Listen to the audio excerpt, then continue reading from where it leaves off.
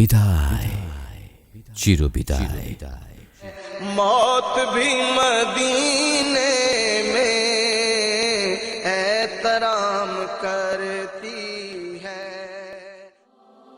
পবিত্র হজব্রত পালনের পরবর্তী বছর 1921 সালে হজরত গফুর শাহ আল হুসামি রহমতুল্লাহ আলাইহে তার নিজ জন্মভূমি পাটনা জেলার করাইপারসরাই ইন্তেকাল করেন। এই সংবাদ টেলিগ্রাফের মাধ্যমে পাওয়া মাত্রই হজরত খান বাহাদুর আহসানুল্লাহ রহমতুল্লাহ আলাইহে বহু প্রতিকূলতা অতিক্রম করে করাইপারসরাইতে পৌঁছান। তাঁরই উদ্যোগে হজরত গফুর শাহ রহমতুল্লাহ আলাইহের মাজার কমপ্লেক্স তৈরি হয়। প্রতি বছর ২৬ ডিসেম্বর এখানে ওরস শরীফ অনুষ্ঠিত হয়। হজরত গফুর শাহের মুর্শিদ ছিলেন ঊনবিংশ শতাব্দীর শ্রেষ্ঠ সাধক কুতুবুল আক্তাব হাজি হাফেজ সৈয়দ ওয়ারেস আলী শাহ রহমতুল্লাহ আলাইহে। রুহানি জগতের উজ্জ্বলতম নক্ষত্র হজরত ওয়ারেস আলী শাহ ছিলেন নবী করিম সাল্লাল্লাহু আলাইহি ওয়াসাল্লামের বংশধর। তিনি পায়ে হেঁটে অন্তত ১১ বার পবিত্র হজ পালন করেন। তিনি ছিলেন এহরাম পোষ দরবেশ, কখনো জুতো ব্যবহার করতেন না। তৎকালীন যুক্তপ্রদেশের বড়বাঁকি জেলার দেওয়া শরীফে সৈয়দ ওয়ারেস আলী শাহ রহমতুল্লাহ আলাইহের পবিত্র রওজা মোবারক রয়েছে। হজরত ওয়ারেস আলী শাহ রহমতুল্লাহ আলাইহে এবং হজরত গফুর শাহ রহমতুল্লাহ আলাইহে আধ্যাত্মিক জগতের এই দুই কিংবদন্তি মহাপুরুষের পূর্ণ আধ্যাত্মিক সম্পদে সমৃদ্ধ হজরত খান বাহাদুর আহসানুল্লাহ রহমতুল্লাহ আলাইহে। আজমির শরীফে অবস্থিত গরিবে নওয়াজ হজরত খাজা মঈনুদ্দিন চিশতি রহমতুল্লাহ আলাইহের সাথে হজরত খান বাহাদুর আহসানুল্লাহ রহমতুল্লাহ আলাইহের নিবিড় রুহানি সম্পর্ক বিদ্যমান। তাঁর পবিত্র রওজা মোবারকে হজরত আহসানুল্লাহ রহমতুল্লাহ আলাইহে বেশ কয়েকবার জিয়ারতের উদ্দেশ্যে গমন করেন। প্রথমবার সাথে ছিলেন তার আধ্যাত্মিক গুরু হজরত গফুর শাহ আল হুসামি রহমতুল্লাহ আলাইহে। পরবর্তীতে বহুবার ভক্ত জায়রিন সহ আজমির শরীফ জিয়ারত করেছেন তিনি। এছাড়া আজমির শরীফ সন্নিহিত পানিপথে হজরত কলন্দর সাহেব কুদ্দিসা সিররুহুর মাজার, হজরত সাবের আলাউদ্দিন রহমতুল্লাহ আলাইহি সাহেবের মাজার, মুলতান শরীফের দরগা, হজরত মুজাদ্দেদ আল ফিসানি রহমতুল্লাহ আলাইহের সিরহিন্দ শরীফ, রাজগীরে হজরত শাহ মখদুমুল মুলক সৈয়দ শরফুদ্দিন মনেরি কুদ্দিসা সিররুহু সাহেবের দরগাও জিয়ারত করেন। তিনি একবার ডাক্তারের পরামর্শে সপরিবারে বায়ু পরিবর্তনের উদ্দেশ্যে মধুপুরে যান। সেখানে কয়েক মাস থেকে কিছুটা সুস্থতা লাভ করেন। এখানে তিনি স্রষ্টার অপরূপ সৃষ্টির রূপ দেখে বিমুগ্ধ হয়ে একটি কবিতা লিখে তার এক ভক্তকে উপহার দিয়েছিলেন। কবিতাটির মধ্যে তার মানসিক অবস্থা অনুভব করা যায়। বক্ষ পরিমোর রয়েছে আঁকা মদিনা বাগের শাহানশাহ, দমে দমে জেকের আমার লা ইলাহা ইল্লাল্লাহ, শিরে মোর ফাতেমাতুজ জোহরা, কোরআন পাক মোর নয়নের তারা, স্কন্ধে আমার গৌসুল আজম পিরান পীর বাগদাদ শাহ, বাম বাহুতে মোর পীর ও মুর্শিদ দস্তগীর শাহানশাহ, দক্ষিণ বাহুতে মোর ওয়ারিস পাক তিনি কেবলাহে দ্বীন আর পেশওয়ায়ে আহলে কিন। নবী নাম মোরে করেছে পাগল, যে নাম আমার চোখেরই জল, চোখে আমার তাঁহারই ছবি, মুখে লা ইলাহা ইল্লাল্লাহ।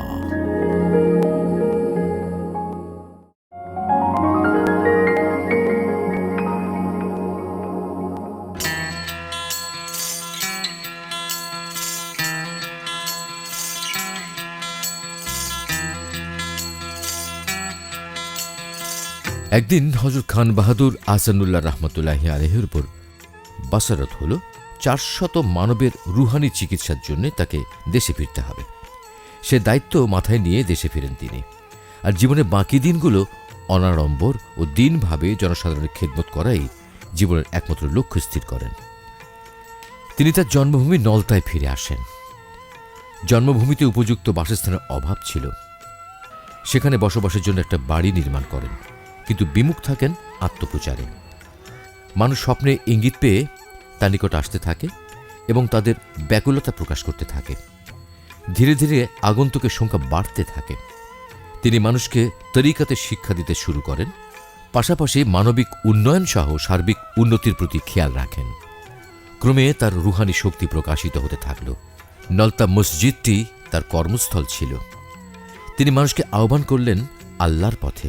তিনি বললেন, বাবারা আমার, মায়েরা আমার, আমার খোদাকে চেনো, মহান করুণাময়, অসীম ক্ষমাশীল মহান প্রভুর প্রতি সঠিক ধারণা ও পূর্ণ আত্মসমর্পণ শিক্ষা দেওয়ার উদ্দেশ্যে তিনি ছুটে বেরিয়েছেন ঢাকা, খুলনা, চট্টগ্রাম, কক্সবাজার, রাজশাহী, সিলেট, হবিগঞ্জ, সাতক্ষীরার কুশখালী, মাঘুরি, পাইকাড়া, ভারতের 24 পরগনা, ঘুনি, মরিচা ভাঙার সহ বিভিন্ন দুর্গম প্রান্তরে তার প্রচেষ্টার আহ্বানে এবং পবিত্র সোহবতে মানুষ খাঁটি সোনায় পরিণত হল।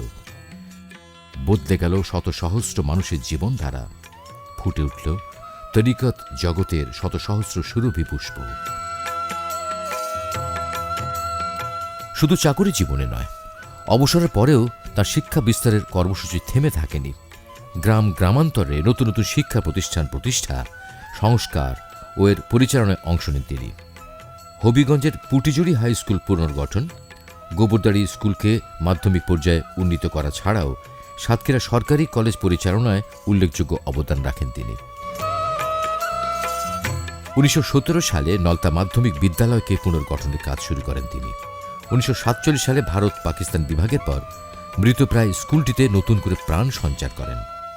স্কুলটি পর্যায়ক্রমে বাংলাদেশের সেরা বিদ্যালয়ের একটিতে পরিণত হয়েছে। নারী ও শিশু স্বাস্থ্য সুরক্ষায় মাতৃসদন ও শিশু কল্যাণ কেন্দ্র ও হাসপাতাল প্রতিষ্ঠা করেন। মানুষের চিকিৎসা সুবিধা নিশ্চিত করার জন্য 1933 সালে প্রতিষ্ঠা করেন মোবারক আলী দাতব্য চিকিৎসালয়। যোগাযোগের সুবিধা নিশ্চিত করার জন্য নলতা সাব পোস্ট অফিস স্থাপন করেন। শুধু তাই নয়, গ্রামে কিছু কিছু পেশার মানুষের অভাব ছিল, যেমন নাপিত, লন্ড্রি, দর্জি ইত্যাদি। এজন্যে তিনি এক এক পেশায় এক একজনকে উৎসাহিত করেন। ফলে নলতা গ্রাম ভরে ওঠে বিভিন্ন নাগরিক সুবিধায় পরিপূর্ণ।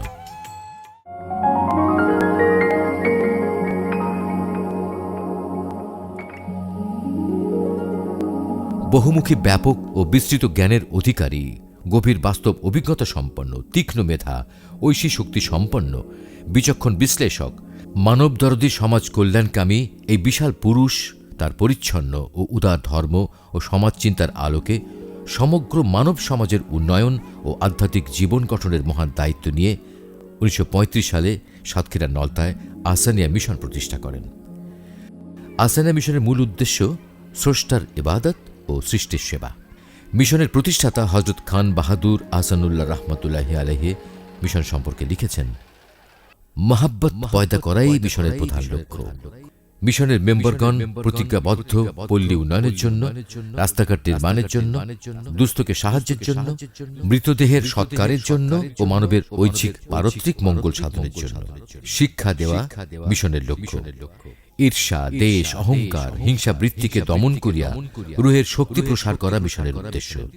সমাজ মধ্যে শান্তি সৃষ্টি করা মিশনের অন্যতম লক্ষ্য। এ মহান আদর্শে উজ্জীবিত হয়ে বিভিন্ন স্থানে এর শাখা মিশন প্রতিষ্ঠিত হতে থাকে।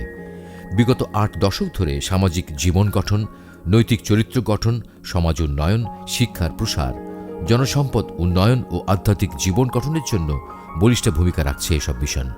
বর্তমানে দেশে বিদেশে শতাধিক শাখা মিশন মানবতার সেবায় নিয়োজিত।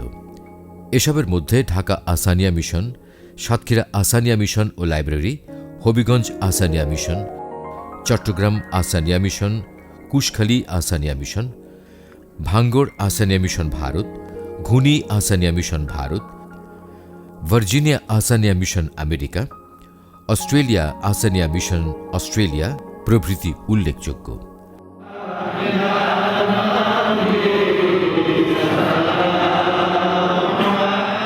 নলতা কেন্দ্রীয় আহসানিয়া মিশন সারা বছর ব্যাপী বিভিন্ন ধর্মীয় অনুষ্ঠান বিশেষ তাজিম ও ধর্মীয় ভাব গাম্ভীর্যের সাথে পালন করে।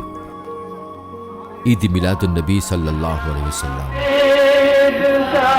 ফাতিহায়ে দুয়াজদাহম, শবে বারাত, শবে মিরাজ, শবে কদর, আশুরা, আখেরি চাহার সোমবার, হযরত খাজা মঈনুদ্দিন চিশতি রহমতুল্লাহি আলাইহি, হাজুল হারামায়ন হযরত ওয়ারিস আলী শাহ, হযরত গফুর শাহ আল হুসামি রহমতুল্লাহি আলাইহির ওরস শরীফ, রমজান মাসে এতেকাফ, গেরুই শরীফ, নই শরীফ, ঈদুল ফিতর, ঈদুল আজহা, শবে জুমা ও বাদ জুমা মিলাদ শরীফ ইত্যাদি। নিঃস্বার্থ জনসেবার উদ্দেশ্যে নলতা কেন্দ্রীয় আহসানিয়া মিশনের তত্ত্বাবধানে প্রতিষ্ঠিত হয়েছে এবং পরিচালিত হচ্ছে নানাবিধ সেবামূলক কার্যক্রম। এর মধ্যে অন্যতম আহসানিয়া চক্ষু ক্লিনিক, নির্মাণাধীন পূর্ণাঙ্গ চক্ষু হাসপাতাল, চক্ষু শিবির পরিচালনা,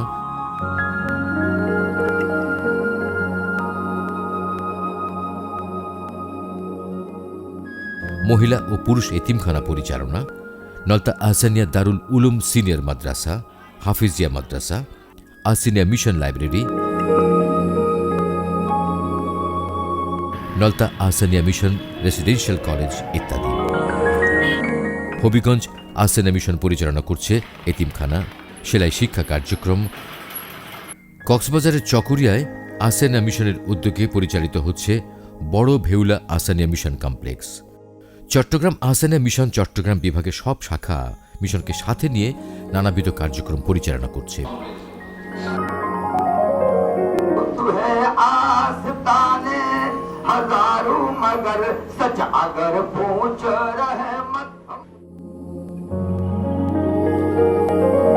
ঢাকা আহসানিয়া মিশন নানামুখী কার্যক্রম পরিচালনা করছে। প্রাতিষ্ঠানিক শিক্ষার ক্ষেত্রে ঢাকা আহসানিয়া মিশন দৃষ্টান্ত স্থাপন করেছে। ইতিমধ্যে আহসানিয়া বিজ্ঞান ও প্রযুক্তি বিশ্ববিদ্যালয়, খান বাহাদুর আহসানুল্লাহ শিক্ষক প্রশিক্ষণ মহাবিদ্যালয়, Ahsanullah institute of information and communication technology, vocational training institute for working children, Ahsania mission book distribution house, চিকিৎসা সেবা সম্প্রসারণের লক্ষ্যে প্রতিষ্ঠিত হয়েছে আহসানিয়া মিশন ক্যান্সার ও জেনারেল হাসপাতাল ইত্যাদি।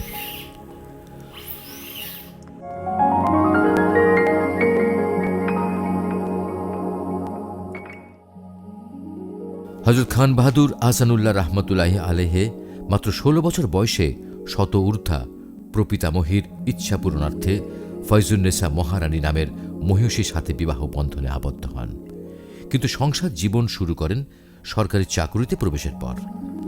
ব্যক্তিগত জীবনে তিনি ৮ পুত্র ও ১ কন্যা সন্তানের জনক ছিলেন।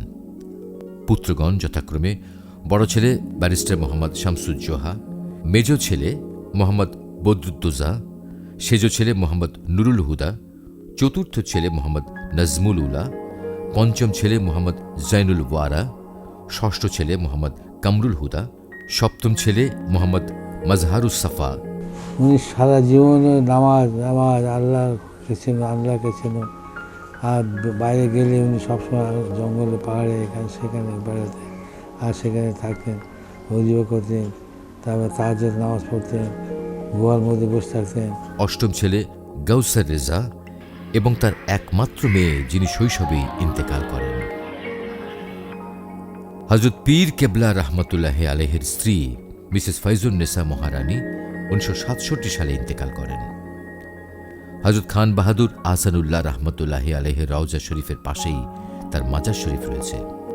হযরত খান বাহাদুর আহসানুল্লাহ রহমতুল্লাহি আলাইহির মেজ ভাই খান বাহাদুর মোবারক আলী একজন দানবীর ও সমাজসেবক ছিলেন।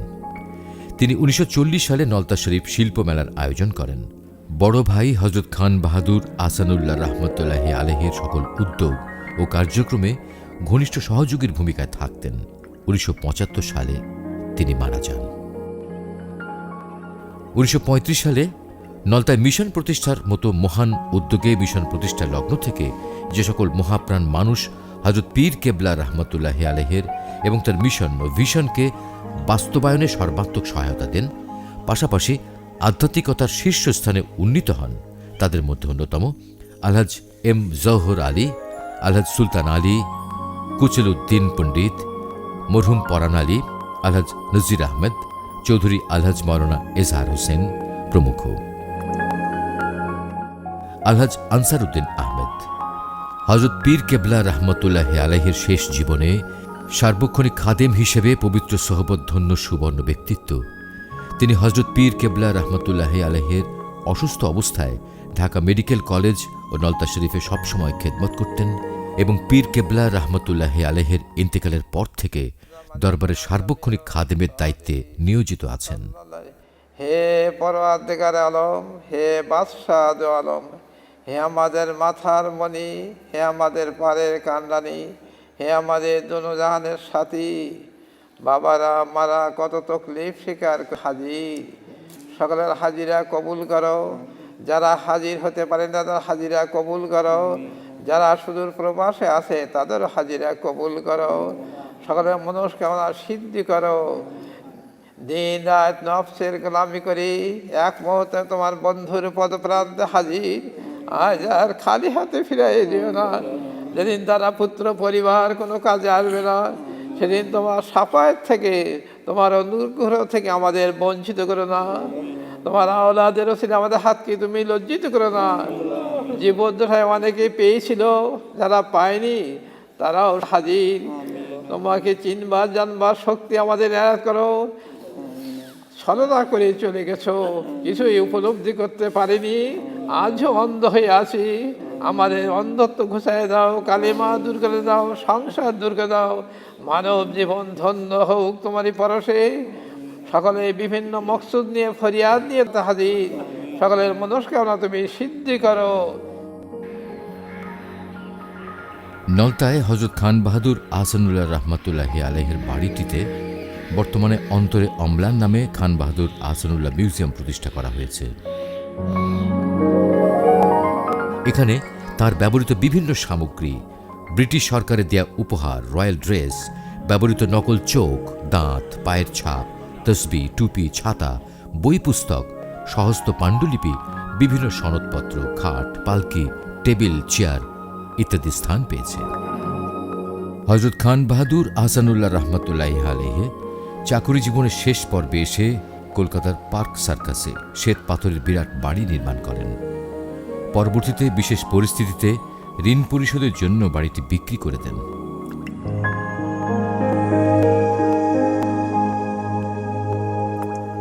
তার যাতায়াতের জন্য ব্যবহৃত দুটি পালকি আজও সংরক্ষিত আছে। একটি তার নিজ বাড়ি বর্তমান অন্তরে অম্লানের অন্তর্ভুক্ত, অন্যটি আছে পার্শ্ববর্তী পাইকাড়া গ্রামে।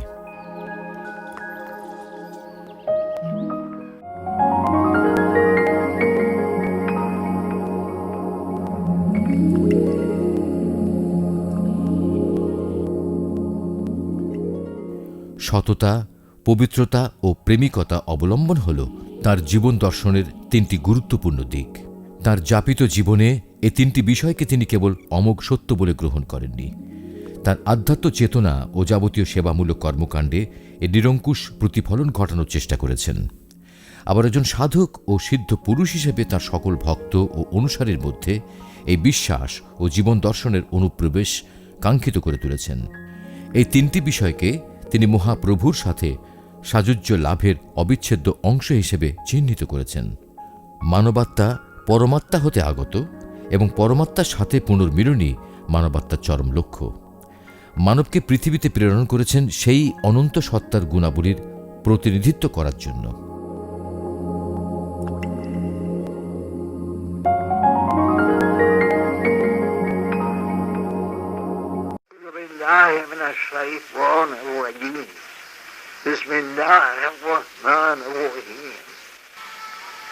যত তারিফ, যত প্রশংসা সবই প্রাপ্য খুদাওয়ান করিমে, যিনি রাব্বিল আলামিন। যত আলম আছে, যত জগৎ আছে, যত বিশ্ব আছে, সকলেরই পয়দাকারক তিনি। আর রাব শব্দ কুরআন শরীফের মধ্যে ৬,০০০ জায়গা রয়েছে। রাব শব্দের অর্থ খালি পয়দাকারক নয়, পয়দাকারক আর পরিপোষক, পরিপুষ্ট করা। যে নিয়ত আছে সেই নিয়তকে পূর্ণ করবার জন্য যত কিছু উপায় অবলম্বন করা, তিনি সেই সমস্ত উপায় অবলম্বন করেন। দুনিয়াকে সৃষ্টি করেছেন আর সেই দুনিয়াকে ক্রমে পরিশোভিত করতে আসেন। আর যে পর্যন্ত তার উদ্দেশ্য পূর্ণ না হবে সেই পর্যন্ত দুনিয়ার উন্নতি হতে থাকবে, কিয়ামত আসবে না। নবী করিম সাল্লাল্লাহু আলাইহি সাল্লামের উপর হযরত খান বাহাদুর আহসানুল্লাহ রহমতুল্লাহি আলাইহির প্রগাঢ় ভক্তি ছিল। এক মুহূর্ত নবীজি স্মরণ হতে বিচ্যুত হতেন না। অনুভব, অনুভূতি ও অন্তর্গত দৃষ্টির সীমানায় তিনি রসুল করিম সাল্লাল্লাহু আলাইহি ওয়াসাল্লামকে অনবরত স্মরণ করতেন। তাকে সর্বক্ষণ অবলোকন করেন সীমাহীন মহব্বতের আলোয়। নবী প্রেমে নিমজ্জিত সাধক দরবেশ হযরত খান বাহাদুর আহসানুল্লাহ রহমতুল্লাহি আলাইহি তার সমগ্র জীবনে অত্যন্ত ভক্তি ও আনুগত্যের সাথে মিলাদ মাহফিল আয়োজন করেন। এ যেন তার জীবনপঞ্জির সর্বাধিক গুরুত্বপূর্ণ একটি আয়োজন ও উৎসব। মিলাদ শরীফে যোগদানের যে কোনো আমন্ত্রণকে তিনি সাদরে গ্রহণ করতেন। তিনি জীবনে অসংখ্য মিলাদ মাহফিলের নেতৃত্ব দিয়েছেন। তার পরিচালিত মিলাদ মাহফিলে ডক্টর মোহাম্মদ শহীদুল্লাহর মতো পণ্ডিত যেমন উপস্থিত হয়েছেন, তেমনি সমাজের নিরক্ষর দিনহীন মানুষও পরম আশ্রয় ভেবে সমবেত হয়েছেন। হযরত খান বাহাদুর আহসানুল্লাহ রহমতুল্লাহ আলাইহির চরিত্র ছিল শিশুর মতো সরল ও নিষ্পাপ। বিশ্বে তার মতো ন্যায়বাদী চরিত্র বিরল। সবসময় তিনি ফানাফিল্লাহ মাকামে বিচরণ করতেন। নামাজ ছিল হযরত খান বাহাদুর আহসানুল্লাহ রহমতুল্লাহ আলাইহির জীবনের প্রিয়তম সম্পদ। নামাজের মাধ্যমে তিনি প্রভুর দিদার হাসিল করতেন। জীবনে কখনো নামাজ কাজা করেননি। তাহাজ্জুদ নামাজ তার সবচেয়ে প্রিয় ছিল।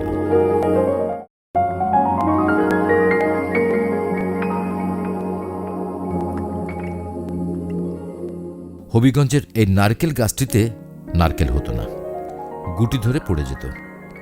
হযরত খান বাহাদুর আহসানুল্লাহ রহমতুল্লাহ আলাইহির অজুর পানির পরশে নারকেল গাছটি সজীব হয়ে ওঠে।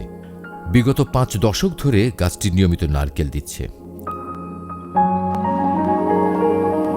1963 সালে ঢাকার 116 ফকিরাপুরে খান বাহাদুর আহসানুল্লাহ রহমতুল্লাহ আলাইহির এক ভক্তের বাড়িতে আগুন লেগে সবকিছু পুড়ে শেষ হয়ে যায়।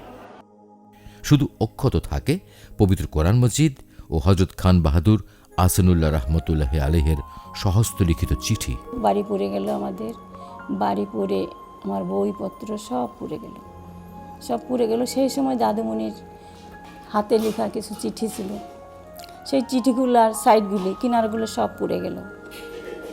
কোরআন শরীফ ছিল আমাদের, সেই কোরআন শরীফের কিনারগুলো সব সাদাটুকু পুড়ে গেল, অক্ষরগুলো পুড়ে নেই এবং দাদুমণির লেখাগুলো পুড়ে নেই। এই হলো আশ্চর্য।